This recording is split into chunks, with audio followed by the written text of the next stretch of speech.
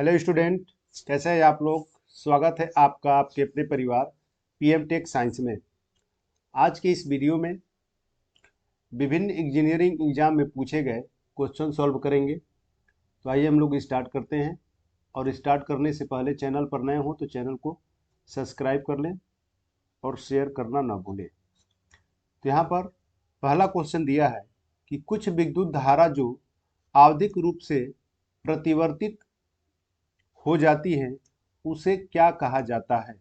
कुछ विद्युत धारा जो आवधिक रूप से प्रतिवर्ती हो जाती हैं उसे क्या कहते हैं, उसे क्या कहा जाता है।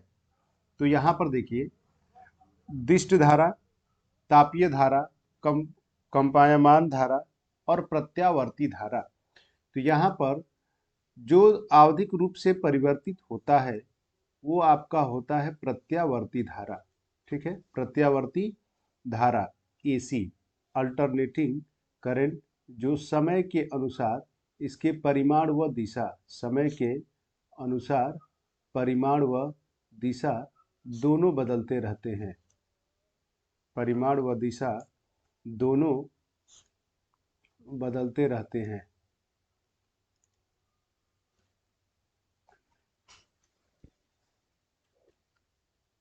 नेक्स्ट क्वेश्चन, विद्युत ऊर्जा कहाँ से प्राप्त की जा सकती है। विद्युत ऊर्जा कहाँ से प्राप्त की जा सकती है। विद्युत ऊर्जा कहाँ से प्राप्त की जा सकती है। यांत्रिक ऊर्जा से, रासायनिक ऊर्जा से, प्रकाश ऊर्जा से, जल ऊर्जा से, इन सभी से। ठीक है, तो यहाँ पर करेक्ट आंसर होगा इन सभी से। देखिए, यांत्रिक ऊर्जा से विद्युत ऊर्जा कैसे प्राप्त कर सकते हैं। जब उसको जनित्र से मैकेनिकल कपूर्ण कर दिया जाता है तो यह यांत्रिक ऊर्जा को विद्युत ऊर्जा में परिवर्तित करता है। रासायनिक ऊर्जा जैसे सेल हो गया, सेल रासायनिक ऊर्जा को विद्युत ऊर्जा में परिवर्तित करता है। प्रकाश ऊर्जा, सोलर सेल यह प्रकाश ऊर्जा को विद्युत ऊर्जा में परिवर्तित करता है। जल ऊर्जा, हाइड्रो पावर प्लांट, जल ऊर्जा, हाइड्रो हाइड्रो पावर प्लांट में जल का उपयोग करके टरबाइन को रोटेट कराकर और टरबाइन से आपका अल्टरनेटर कनेक्ट होता है और वह विद्युत ऊर्जा में परिवर्तित करता है यांत्रिक ऊर्जा के द्वारा। नेक्स्ट आपका क्वेश्चन है कि विद्युत सामग्री के उस गुण को क्या कहते हैं जिसके कारण उसमें से धारा प्रवाहित होती है। जिसके कारण उसमें धारा प्रवाहित होती है उस गुण को क्या कहते हैं।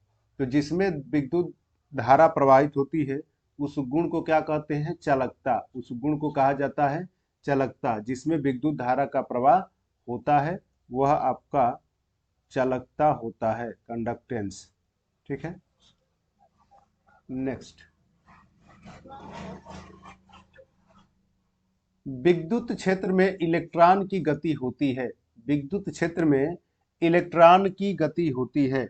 विद्युत क्षेत्र में इलेक्ट्रॉन की गति होती है। विद्युत क्षेत्र में इलेक्ट्रॉन की गति होती है उच्च विभव की दिशा में, नीचे की विभव की दिशा में, दोनों दिशाओं में, इनमें से कोई नहीं। देखिए, इलेक्ट्रॉन की गति अगर धारा की दिशा होती है, धारा की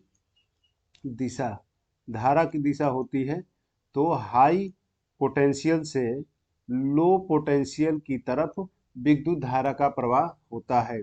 जैसे यहाँ पर एक बैटरी लोड के साथ जोड़ा गया है तो करंट का प्रवाह प्लस सिरे से माइनस सिरे की तरफ होता है, प्लस सिरे से माइनस सिरे की तरफ होता है। लेकिन इलेक्ट्रॉन का प्रवाह क्या होता है कि निगेटिव सिरे से पॉजिटिव सिरे की तरफ होता है। क्योंकि इलेक्ट्रॉन ऋणावेशित होता है इसलिए धनावेशित की तरफ ये गमन करता है।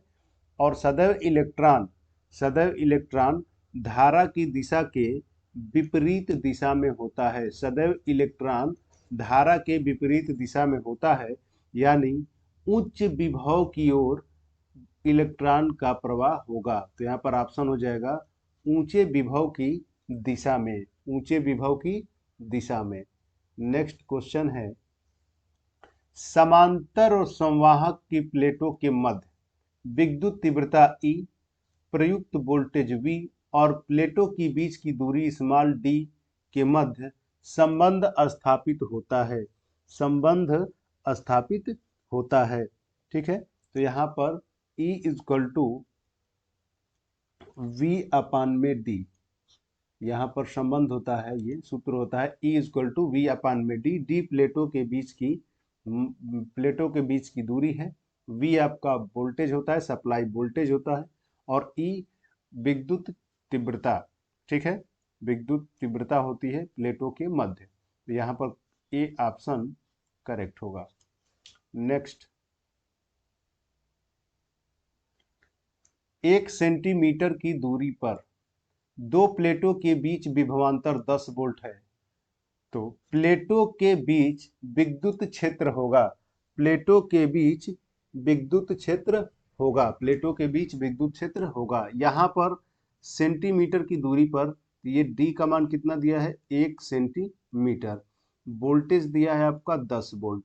विभव कितना दिया है, 10 वोल्ट दिया है। तो यहाँ पर प्लेटों के बीच विद्युत क्षेत्र पूछा जा रहा है। विद्युत क्षेत्र, तो विद्युत क्षेत्र जब निकालेंगे ई का मान, तो ई इक्वल टू होता है वी अपान में डी। तो यहाँ पर मान रखेंगे तो यहाँ पर हो जाएगा, ये वी का मान है 10 और 1 सेंटीमीटर, और इसको चेंज करेंगे मीटर में तो भाग देंगे तो ये चला जाएगा ऊपर, तो 10 गुणे 10 प्लस 2 हो जाएगा, तो ये हो जाएगा 1000 न्यूटन प्रति मीटर, अरे सॉरी वोल्ट प्रति मीटर। तो यहाँ पर कितना हो जाएगा, 1000 न्यूटन प्रति कूलाम दिया है। ठीक है, तो यहाँ पर चेंज कर सकते हैं इसका मात्रक वोल्ट, ये वोल्ट हो जाएगा, ये दूरी हो जाएगा। नेक्स्ट,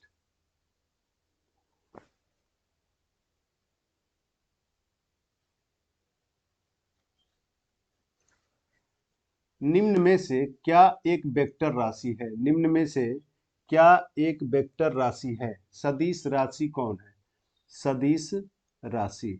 सदिश राशि किसे कहते हैं, जिसमें परिमाण व दिशा दोनों हो, जिसमें परिमाण व दिशा दोनों होते हैं। और स्केलर यानी अदिश में केवल आपका परिमाण होता है, केवल परिमाण। जैसे इसमें मान लीजिए कि आपका विस्थापन सदिश होता है, विस्थापन सदिश होता है। दूरी अदिश राशि है, दूरी क्या है, अदिश राशि है। बल आपका सदिश राशि है, भार सदिश राशि है, द्रव्यमान अदिश राशि है। ठीक उसी प्रकार विद्युत क्षेत्र, विद्युत विभव, विद्युत प्रतिरोध, विद्युत फ्लक्स और विद्युत शक्ति में कौन सी सदिश राशि होंगी, कौन सी सदिश राशि होंगी, कमेंट बॉक्स में कमेंट कीजिए और बताइए कि कौन सी सदिश राशि होगी। ठीक है, कौन सी इसमें से सदिश राशि होगी, कमेंट जरूर करें। नेक्स्ट आपका क्वेश्चन है कि किसी पदार्थ की सापेक्ष विद्युतशीलता सदैव किससे बड़ी होती है, सदैव किससे बड़ी होती है। तो सापेक्ष, किसी पदार्थ की सापेक्ष विद्युतशीलता जो है वो सदैव 1 से बड़ी होती है, 1 से बड़ी होती है। नेक्स्ट, 4 कूलाम के आवेश को अनंत से विद्युत क्षेत्र में स्थित एक बिंदु तक लाने में 40 जूल कार्य किया गया है, 40 जूल कार्य किया गया है। उस बिंदु पर विभव कितना होगा, उस बिंदु पर विभव कितना होगा। तो यहाँ पर V इक्वल टू होता है W अपान में Q। W का मान दिया है 40 जूल और कूलाम 4, ये कट जाएगा तो कितना हो जाएगा, 10 वोल्ट। कितना होगा, 10 वोल्ट। डी ऑप्शन सही होगा। नेक्स्ट क्वेश्चन है, 6 वोल्ट बैटरी के माध्यम से प्रवाहित प्रत्येक कूलाम आवेश को कितनी ऊर्जा दी जाती है। प्रवाहित आवेश को कितनी ऊर्जा दी जाती है। 6 वोल्ट बैटरी के माध्यम से प्रवाहित प्रवाहित प्रत्येक कूलाम के आवेश को कितनी ऊर्जा दी जाती है, कितनी ऊर्जा दी जाती है। देखिए यहाँ पर वोल्टेज का मान कितना दिया है, V इक्वल टू दिया है 6 वोल्ट प्रत्येक कूलाम, प्रत्येक कूलाम। तो प्रत्येक कूलाम आवेश कितना हो जाएगा इसका 1.6 गुणे 10 का पावर माइनस 19 कूलाम, 6 गुणे 10 का पावर माइनस 19 कूलाम हो जाएगा। कितनी ऊर्जा दी जाती है, तो V इक्वल टू डब्ल्यू अपान में Q, फिर ये गुणा हो जाएगा तो W इक्वल टू V गुणे Q। तो यहाँ पर V का मान हो जाएगा 6 और 1.6 गुणे 10 का पावर माइनस 19, 1.6 गुणे 10 का पावर माइनस 19 गुणा करेंगे तो ये हो जाएगा 9.6 गुणे 10 का पावर माइनस 19 जूल। तो यहाँ पर डी ऑप्शन करेक्ट होगा। नेक्स्ट, निम्न में से क्या एक स्केलर मात्रक है, निम्न में से क्या एक स्केलर मात्रक है, मतलब कौन सा अदिश राशि में आएगा आपका स्केलर मात्रक, अदिश यूनिट कौन होगा।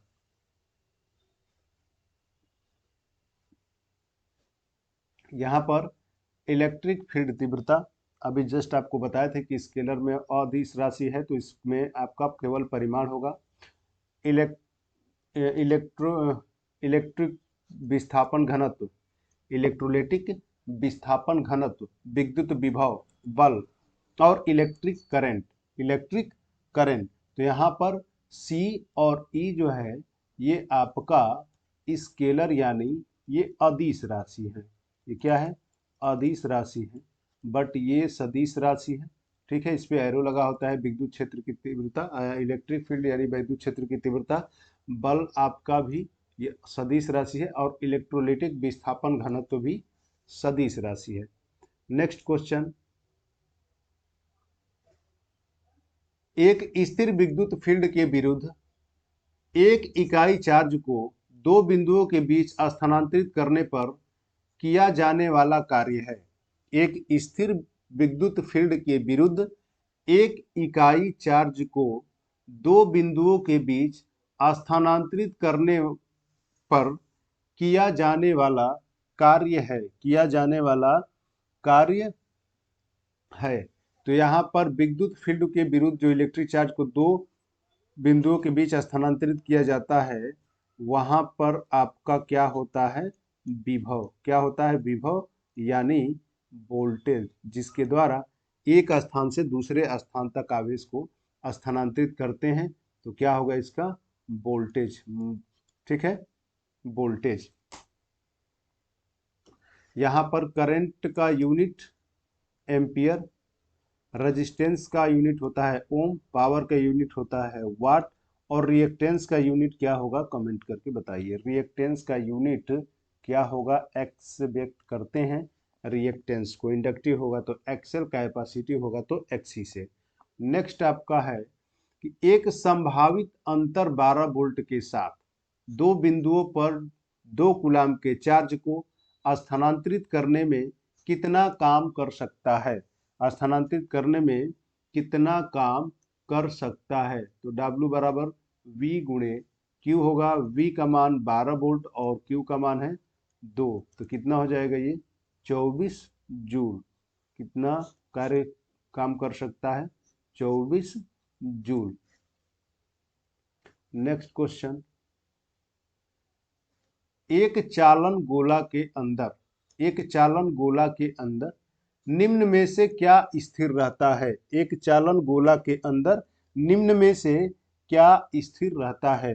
तो आपका विभव, निम्न में आपका क्या स्थिर रहता है, विभव स्थिर रहता है, फिक्स रहता है एक चालन गोला के अंदर। ठीक है, क्योंकि आंतरिक विभव और बाह्य सतह के विभव के बराबर होता है, इसलिए जो भीतरी उसके गोले के अंदर का जो भीतरी भाग में होगा वो क्या होता है, शून्य होता है और गोले के भीतर आवेश का मान भी शून्य रहता है। नेक्स्ट 19 नंबर, निम्नलिखित का मिलान करें। सूची यहाँ पर फर्स्ट सेकंड दिया है, प्रतिरोध, प्रेरकत्व, वोल्टेज और धारिता। तो इसमें आपको मिलान करना है, कौन सा होगा। प्रतिरोध का यूनिट क्या होता है, प्रतिरोध का यूनिट क्या हो जाएगा आपका ओम, प्रतिरोध का यूनिट क्या हो जाएगा ओम, यानी ए का आपका हो जाएगा 4। प्रेरकत्व का मात्रक होता है हेनरी, तो आपका बी का हो जाएगा फर्स्ट। और वोल्टता का मात्रक और धारिता का मात्रक, वोल्टता का मात्रक जूल जूल प्रति कूलाम, जूल प्रति कूलाम, तो सी का हो जाएगा सेकेंड। और डी धारिता का होता है फैरेड, कैपेसिटर का मात्रक होता है फैरेड, तो डी का हो जाएगा यहाँ पर थर्ड। तो कौन सा ऑप्शन सही होगा, ए4 बी फर्स्ट और सी सेकेंड और ये D third, B option correct होगा। नेक्स्ट, विद्युत विभव को मापने की एसआई इकाई क्या है। विद्युत विभव को मापने की एसआई इकाई क्या है, विद्युत विभव को मापने की एसआई इकाई क्या है। तो विभव को मापने के लिए, पोटेंशियल को मापने के लिए एसआई इकाई क्या है, वोल्ट। एसआई इकाई क्या है, वोल्ट।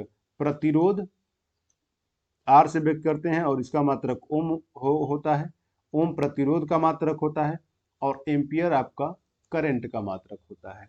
नेक्स्ट, निम्नलिखित में से कौन सा मानदंड लैंप के समांतर कनेक्शन में समान है। कौन सा मानदंड समांतर कनेक्शन में समान है, कौन सा मानदंड समांतर कनेक्शन में समान है। जब पैरेलल कनेक्शन किया जाता है, जब पैरेलल कनेक्शन किया जाता है, समांतर कनेक्शन किया जाता है समांतर संयोजन में, तो समांतर संयोजन में वोल्टेज आपका समान होता है, वोल्टेज क्या होगा समान, और धारा असमान होता है, धारा असमान होता है। और श्रेणी संयोजन में, श्रेणी संयोजन में वोल्टेज असमान, वोल्टेज असमान, विभव असमान, बट धारा क्या होगा समान होगा, धारा क्या होता है समान होता है। तो यहाँ पर लैंप के समांतर क्रम में क्या होता है, वोल्टेज समान होता है, वोल्टेज समान होता है। ठीक है, आपको कमेंट करके बताना है कि जो वायरिंगें की जाती हैं वो समांतर क्रम में क्यों की जाती हैं, समांतर क्रम में क्यों की जाती हैं। यदि उनको श्रेणी क्रम में संयोजित किया जाए तो उसके नुकसान क्या होंगे, नुकसान क्या होंगे, नुकसान क्या होंगे, हानि क्या होंगी, उसको आपको कमेंट करके बताना है कि घर की वायरिंग चाहे लैंप को समांतर के बजाय श्रेणी क्रम में क्यों नहीं संयोजित किया जाता है। नेक्स्ट आपका क्वेश्चन है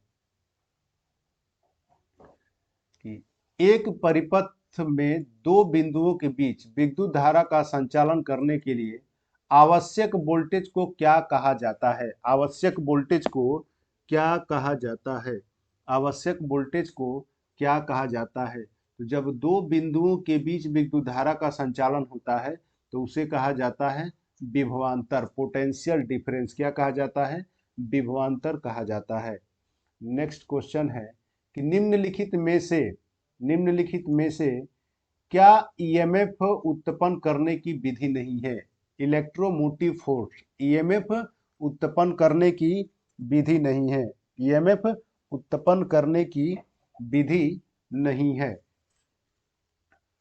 निम्न में से क्या ईएमएफ, ईएमएफ का फुल फॉर्म होता है इलेक्ट्रोमोटिव फोर्स, इलेक्ट्रोमोटिव फोर्स उत्पन्न करने की विधि नहीं है, उत्पन्न करने की विधि नहीं है।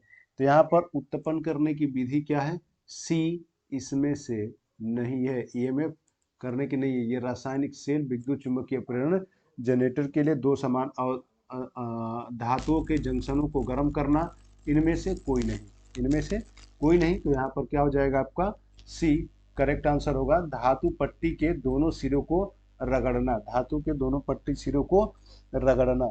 ठीक है, नेक्स्ट, एक सर्किट में दो बिंदुओं पर वोल्टेज के अंतर को क्या कहा जाता है। एक ही सर्किट में दो बिंदुओं पर वोल्टेज के अंतर को क्या कहा जाता है, विभवांतर, क्या कहा जाता है, विभवांतर। ठीक है, विद्युत शक्ति बराबर P इक्वल टू होता है W/T, या I square R V square अपन आर, और वी आई ये फार्मूला होता है। पथ में धारा और विद्युत ऊर्जा W, इसके लिए सेम वही होगा। बाकी इसमें वी आई टी, केवल सब में जो भी फार्मूले अगर इसमें टी इंक्लूड हो जाएगा तो आपका विद्युत ऊर्जा के लिए हो जाएगा। नेक्स्ट, के लिए ईएमएफ के स्रोत की आवश्यकता होती है। किसके लिए, मतलब इसमें फिलअप करना है कि ईएमएफ की स्रोत की आवश्यकता होती है। ईएमएफ स्रोत की आवश्यकता होती है इलेक्ट्रॉन को भागने से रोकने, असंतुलित परमाणुओं के इलेक्ट्रॉनों को इंसुलेट करना, इलेक्ट्रॉनों की गति प्रदान करना, चालकता के गुणों को प्रतिरोध में बदलना, इनमें से कोई नहीं, इनमें से कोई नहीं। तो यहाँ पर क्या होगा, ईएमएफ के स्रोत की आवश्यकता होती है इलेक्ट्रॉन को गति प्रदान करना, तभी आपका धारा का प्रवाह होता है, और आवेश के प्रवाह दर को कहा जाता है विद्युत धारा। नेक्स्ट, परिपथ सर्किट में, परिपथ सर्किट इंग्लिश शब्द सर्किट में इलेक्ट्रॉन को धकेलने वाले दाब को कहा जाता है। इलेक्ट्रॉन को धकेलने वाले दाब को क्या कहा जाता है, वोल्टेज। वोल्टेज क्या होता है, एक दाब होता है, प्रेशर, जो उसको धारा को, इलेक्ट्रॉन को बहाने में एक स्थान से दूसरे स्थान तक, एक बिंदु से दूसरे बिंदु तक आवेश के साथ स्थानांतरित होता है, किसकी आवश्यकता पड़ती है, तो दाब क्या होता है आपका, वोल्टेज। नेक्स्ट, विद्युतीय परिपथ में उत्तेजन बल का नाम लिखिए। विद्युतीय परिपथ में उत्तेजन बल का नाम लिखिए। विद्युतीय परिपथ में उत्तेजन बल का नाम लिखिए। वोल्ट में EMF, electromotive force, electromotive force, विद्युत वाहक बल। नेक्स्ट, कम दूरी पर रखे गए दो बराबर और विपरीत बिंदु आवेश क्या बनाते हैं। कम दूरी पर रखे गए, बीच की दूरी क्या हो, कम हो, बीच की दूरी कम हो, तो रखे गए हो दो बराबर, तो विपरीत आवेश क्या बनाते हैं, विपरीत आवेश क्या बनाते हैं, तो वैद्युत द्विध्रुव। क्या बनाते हैं, वैद्युत द्विध्रुव बनाते हैं। नेक्स्ट, अक्षीय रेखा पर द्विध्रुव के कारण क्षेत्र के समानुपाती होता है। द्विध्रुव के कारण क्षेत्र के समानुपाती होता है, क्षेत्र के समानुपाती होता है। तो क्षेत्र के जो समानुपाती होगा वो आपका होता है 1/में आर क्यू, 1/में क्या होता है, आर क्यू। ठीक है। नेक्स्ट, एक पदार्थ में वोल्टेज के अनुप्रयोग के कारण, एक पदार्थ में वोल्टेज के अनुप्रयोग के कारण एक सूचक से दूसरे सूचक तक मुक्त आवेशों की शुद्ध गति होती है। इस प्रकार के संचालन को क्या कहा जाता है, इस प्रकार के संचालन को क्या कहा जाता है। ठीक है, एक पदार्थ में वोल्टेज के प्रयोग द्वारा, ठीक है, कारण सूचक यानी पॉइंटर से दूसरे पॉइंटर तक मुक्त आवेशों की शुद्ध गति होती है, मुक्त आवेश की शुद्ध गति होती है। तो इस संयोजन को क्या कहा जाता है, संयोजन को क्या कहा जाता है, तो विद्युत धारा। क्या कहा जाता है, विद्युत धारा। नेक्स्ट,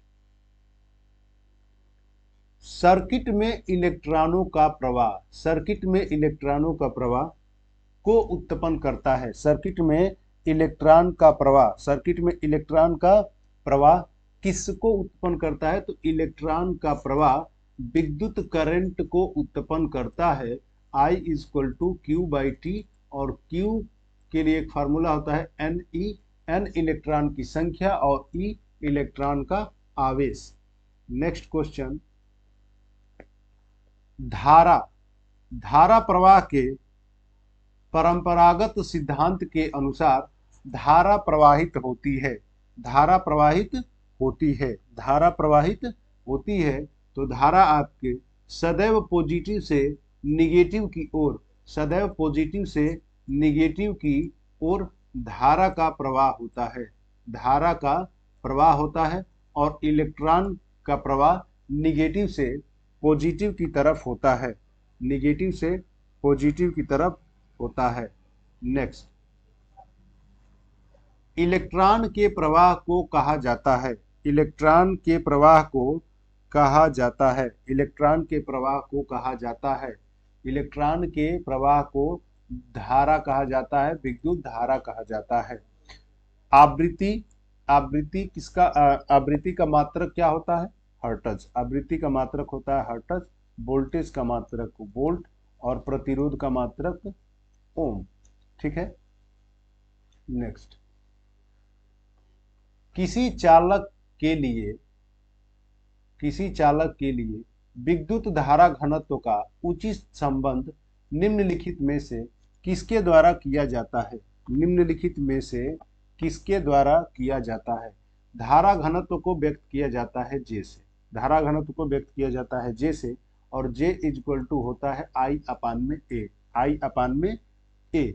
आई यानी विद्युत धारा, विद्युत धारा, और ए क्रॉस सेक्शनल एरिया, अनुप्रस्थ काट क्षेत्रफल, अनुप्रस्थ काट का क्षेत्रफल। तो यहाँ पर हो गया धारा घनत्व, तो विद्युत धारा, ए ऑप्शन करेक्ट होगा, विद्युत धारा अपान में अनुप्रस्थ काट का क्षेत्रफल। नेक्स्ट क्वेश्चन, विद्युत धारा का रूढ़ प्रतीक होता है, विद्युत धारा का रूढ़ प्रतीक क्या होता है, आई, किससे व्यक्त किया जाता है, आई से। आर किससे व्यक्त किया जाता है, तो प्रतिरोध, रेजिस्टेंस को व्यक्त किया जाता है आर से। ठीक है, ये आपका हो जाएगा वोल्टेज के लिए, वोल्टेज के लिए।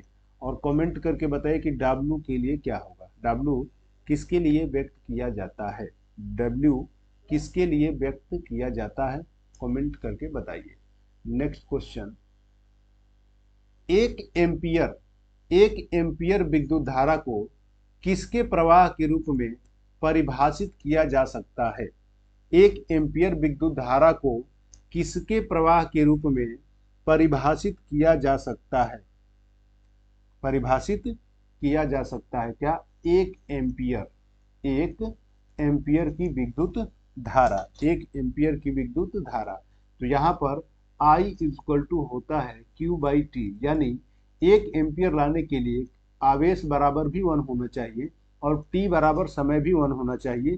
तो I का मान कितना हो जाएगा, 1 एम्पियर। तो यह इसके लिए परिभाषा हम कह सकते हैं, यदि एक कूलाम के आवेश को, अगर किसी परिपथ में एक कूलाम के आवेश, एक कूलाम के आवेश को 1 सेकंड तक प्रवाहित किया जाए तो उसमें उत्पन्न विद्युत धारा का मान 1 एम्पियर के बराबर होता है। तो यहाँ पर क्या होगा, 1 एम्पियर के बराबर होता है।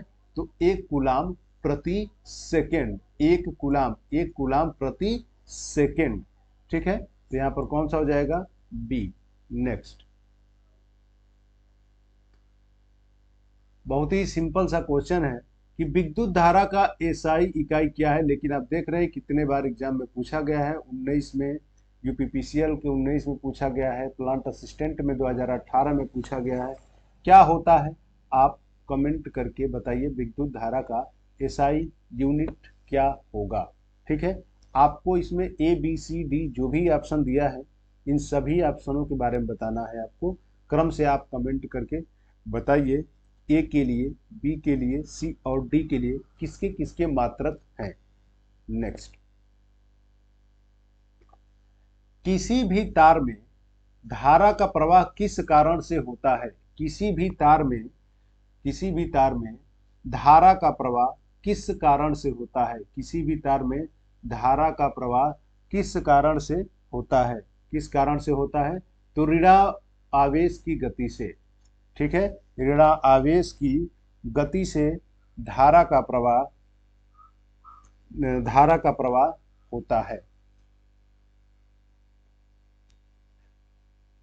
नेक्स्ट, यदि आवेश प्रवाह की दर समय के साथ बदलती है तो किसी भी समय पर धारा किसके द्वारा निर्धारित होती है, धारा किसके द्वारा निर्धारित होती है, धारा किसके द्वारा निर्धारित होती है, तो आई इक्वल टू होता है क्यू बाई टी। बट यहाँ पर आवेश क्या है, बदल रहा है, तो बदलने के लिए डेल्टा या डी अपान में डी क्यू अपान में डी टी समय के साथ परिवर्तित, तो आई इक्वल टू क्या हो जाएगा, डी क्यू अपान में डी टी।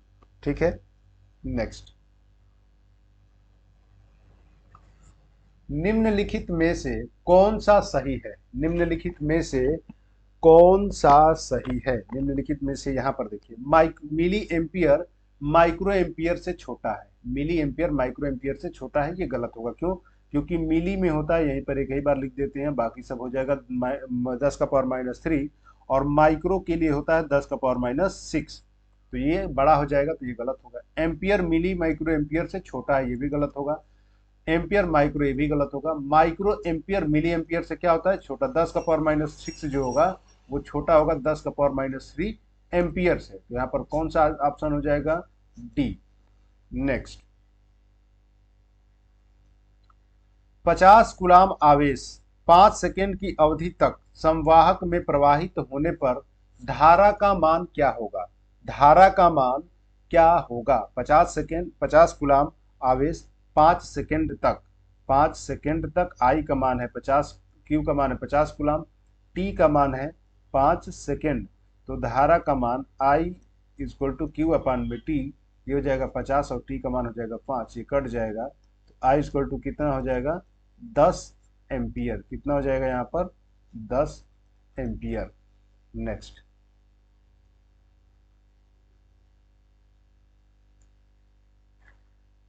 यूनिट लंबाई के एक चालक से 2 सेकेंड के लिए 2 कूलाम का आवेश प्रवाहित होता है।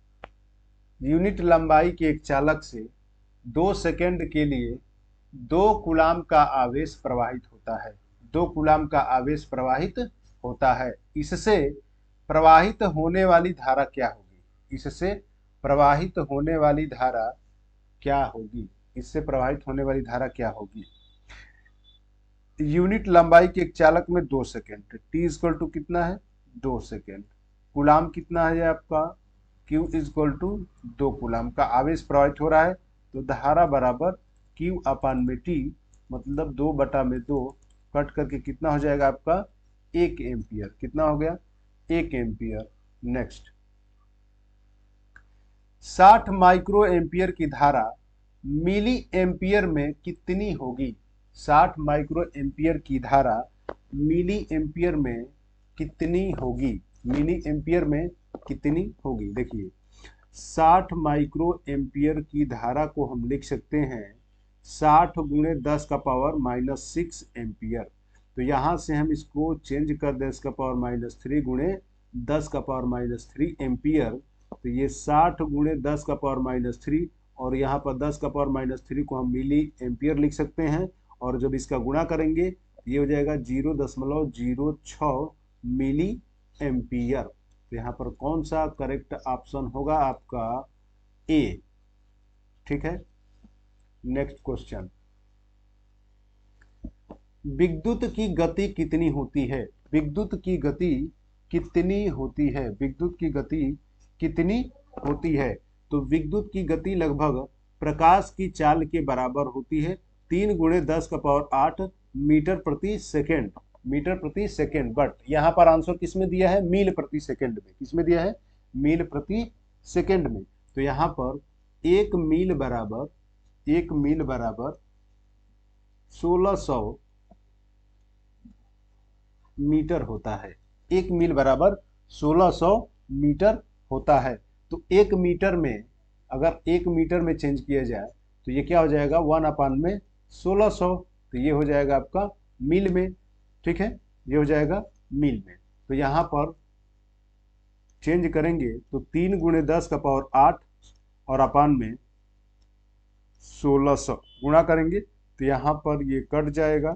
ठीक है, तो हो जाएगा 3 गुणे 10⁶ बटा में 16, 3 गुणे 10⁶ बटा में 16, तो इसको चेंज करेंगे तो आपका हो जाएगा, डिवाइड करेंगे तो 1.87 गुणे 10 का पावर समथिंग आपका मान लीजिए, सॉरी प्लस 6 आएगा, और गुणा करेंगे तो 187 1 2 3 4 5, ठीक है।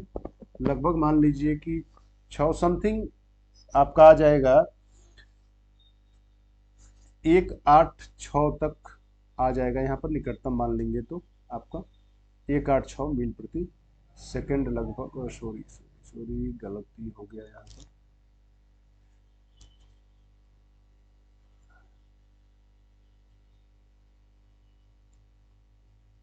यहाँ पर चेंज हो जाएगा ये 1.87 गुणे 10 का पावर, ये हो जाएगा आपका 6, ठीक है।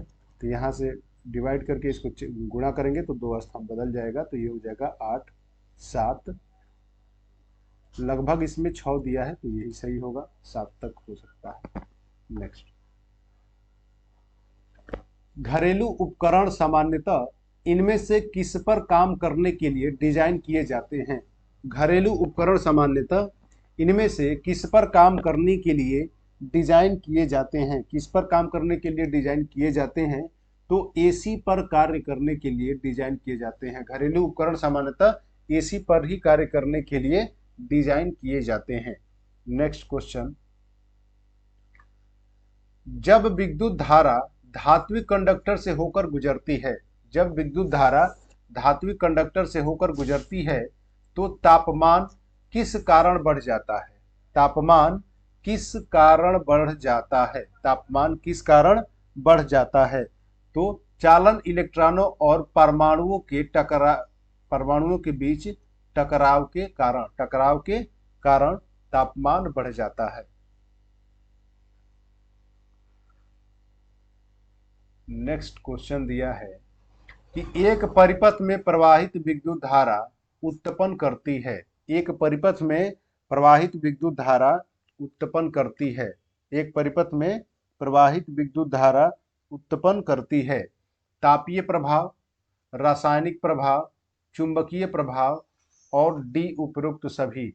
तो एक परिपथ में प्रवाहित विद्युत धारा सभी जो भी तापीय प्रभाव, चुंबकीय प्रभाव, रासायनिक प्रभाव उत्पन्न करती हैं। सेल से संबंधित या किसी कॉइल से संबंधित हो टर्नों के रूप में, या जब लोड पड़ता है तो किसी चालक में बहने वाली धारा का मान बढ़ता है तो हीटिंग के रूप में वो जनरेट होता है। नेक्स्ट क्वेश्चन, चल रही ट्रेन में बैठे हुए एक व्यक्ति में ऊर्जा होती है। बैठे हुए एक व्यक्ति में ऊर्जा होती है। बैठे हुए व्यक्ति में एक ऊर्जा होती है चल रही ट्रेन में। चल रही ट्रेन में तो क्या होगा आपका? व्यक्ति में गतिज ऊर्जा और स्थितिज, यानी आप ए और बी दोनों होगा, ठीक है। ट्रेन चल रहा है तो गति डायनामिक होगा, और व्यक्ति अगर बैठा हुआ है तो क्या होगा? स्टैटिक में होगा, तो इसलिए गतिज और स्थितिज दोनों होगा। नेक्स्ट, उड़ते विमान द्वारा उत्पन्न ऊर्जा कहलाती है। उड़ते विमान द्वारा उत्पन्न ऊर्जा कहलाती है स्थितिज ऊर्जा व गतिज ऊर्जा दोनों, यानी ई करेक्ट ऑप्शन होगा, ए और बी दोनों। नेक्स्ट क्वेश्चन है कि जब व्यक्ति किसी कारण उपकरण के विद्युतीय रूप से चालू भाग को स्पर्श करता है। जब कोई व्यक्ति किसी उपकरण के विद्युतीय रूप से चालू भाग को स्पर्श करता है तो हाथ और पैर के बीच के विभव को क्या कहा जाता है? हाथ और पैर के बीच के विभव को क्या कहा जाता है? तो स्पर्श विभव कहा जाता है। क्या कहा जाता है? स्पर्श विभव कहा जाता है। जब कोई व्यक्ति विद्युतीय रूप से चालू भाग को स्पर्श करता है तो हाथ और पैरों के बीच का जो विभव होगा उसको स्पर्श विभव कहा जाता है, टच पोटेंशियल कहा जाता है। नेक्स्ट क्वेश्चन है कि सामान्य रूप से स्पर्श विभव की तुलना में स्टेप पोटेंशियल परिमाण में होते हैं। स्टेप पोटेंशियल में परिमाण में होते हैं। स्टेप पोटेंशियल परिमाण में होते हैं। एक सेकेंड,